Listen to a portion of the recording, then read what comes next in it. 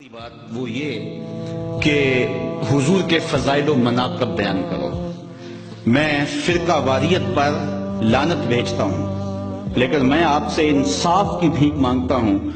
اگر یہ آپ اپنی اولاد کو یا کوئی کہے کہ نبی دیوار کے پیچھے نہیں جانتا تو مجھے بتاؤ کہ کیا اولاد آج نہیں تو کل پوچھے گی نہیں کہ آج جدید ٹیکنالوجی کے ذریعے سے پہاڑوں کی رگوں میں سونا کہاں پایا جاتا ہے یہ بھی دیکھا جا سکتا ہے، زمین کی تہوں میں تیل کہاں ہے یہ دیکھا جا سکتا ہے، اور نبی دیوار کے پیچھے بھی نہیں جانتا؟ سائنس آگے چلی گئی، نبی بہت پیچھے رہ گیا۔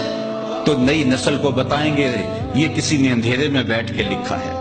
باقی رہی بات نبی کی، نبی تو نبی رہا، نبی کا غلام حضرت عمر رضی اللہ تعالیٰ عنہ منبر پہ جلوہ فراز ہوتا ہے، اور دیوار نہیں، راستے میں کئی پہاڑ ہیں، 1 مہینے کی مسافت ہے، نہامت میں جنگ ہو رہی ہے۔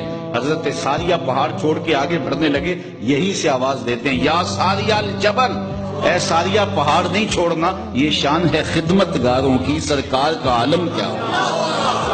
اگر اولاد کو یہ کہیں اور یہ سبق دیا جائے کہ نبی کسی چیز کا اختیار نہیں رکھتا تو مجھے بتائیے کہ کیا اولاد پوچھے گی نہیں؟ آج انسانی اختیارات تو آسمان کی بلندیوں کو چھو رہے ہیں، ایٹم کا کلیجہ شک کیا جا چکا ہے، چاند کی چھاتی روندی جا چکی ہے، مریخ کے سفر کی تیاریاں ہیں، آج پوری دنیا گلوبل ولیج بن گئی ہے، آج جو ہے وہ پانیوں کو اور ہواؤں کو مسخر کر لیا گیا ہے، اور نبی کسی چیز کا اختیار نہیں رکھتا۔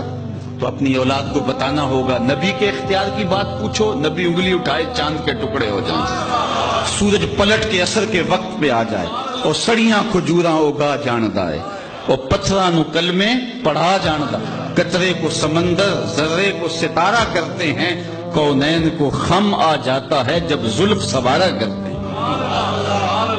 ہم تو اس نبی کی بات کرتے ہیں جو رخ پھیر دے خدا قبلے بدل دے۔ قبیلہ بنو سلمہ کی مسجد ہے، 4 رکعتی نماز ہے، 2 رکعتیں ہو گئی ہیں، 2 رکعتیں ابھی باقی ہیں، خاطر آطر میں بات آئی قبلہ بدل جائے تو کیا ہو، تو فوراً طائر سجدہ نشین کے پروں کے پھڑپھڑانے کی آواز آنے لگی۔ محبوب پروگرام بن گیا تو پھر دیر کا آئے گا، ابھی رخ پھیر لو، یا اللہ تیری نماز تو پوری ہو لے۔ ہم نے نماز کا وقت بدلنا ہو تو 1 دن پہلے بتاتے ہیں، کل سے نماز ظہر اتنے بجے ہوگی، یہاں تو قبلہ بدلنا تھا، ایک نماز ہی پہلے بتا دیا جاتا، کہا نہیں محبوب ابھی رخ پھیر لے، یا اللہ تیری نماز تو پوری ہو لے، کہا میری نماز بعد میں پوری ہوگی، پہلے تیری مرضی پوری ہو۔ می وریا کستوریاں دا جدو یار نچوڑیاں زلفاں، تے قبلہ او دے بنیا سائم جدے یار نے موڑیاں زلفاں۔ تو پتہ نہیں کس کو دیکھا ہے، کس کو سنا ہے، کس کی بات کرتا ہے۔ اللہ اکبر۔ ہمارے بزرگ فرمایا کرتے تھے تو نے حلیمہ کی بکریوں کے پیچھے پیچھے دیکھا ہے، سدرہ پر جبریل کے آگے آگے نہیں دیکھا۔ اور اقبال کہتا ہے تو نے یوسف کو کنویں میں دیکھا تو کیا دیکھا، آرے ناداں جو مطلق تھا مقید کر دیا تو نے، تو ابھی تک کنویں میں ڈھونڈ رہا ہے، وہ مصر کے تخت کا مالک بھی بنا ہوا ہے۔ تو جب نبی علیہ السلام کی عقیدت سینوں میں پیدا ہوگی تو لازمی نتیجہ یہ ہوگا کہ حضور کا پیار پیدا ہوگا۔ اور میں کہتا ہوں یہ چاروں چیزیں حضور کی محفل میلاد میں موجود ہوتی ہیں۔